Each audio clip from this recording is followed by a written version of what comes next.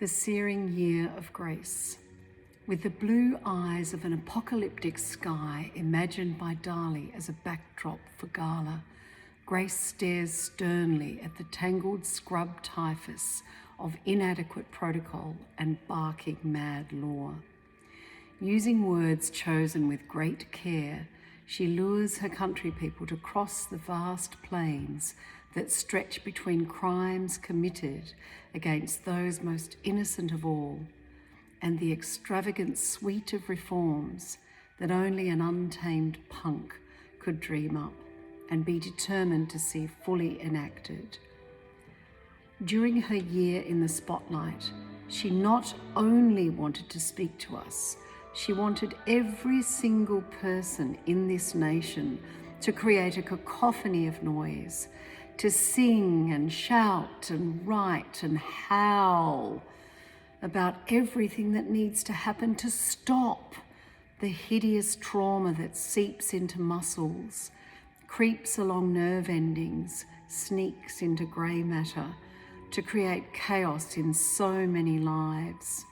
The children who've grown up scarred, and the countless others who are harmed by those who know nothing about handling power.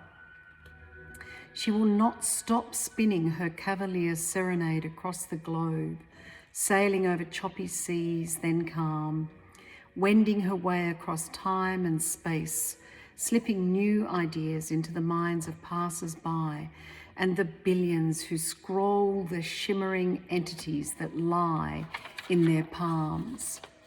She weaves her subversive narrative with the aplomb of a modern-day Athena, that feisty goddess of gnarly art, patron of a civil society and steely hero who wages an unwavering war against the commonplace complacency that leaves the damaged writhing under mountains of ill-thought-out legal machinery.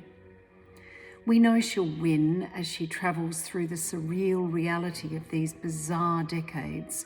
Her fierce tenacity will resonate for centuries, and we revel in the thrill it's been to watch the sublime Grace run amongst us, dressed in the lavish gowns of her office, grasping her authority to speak with every fibre of her being.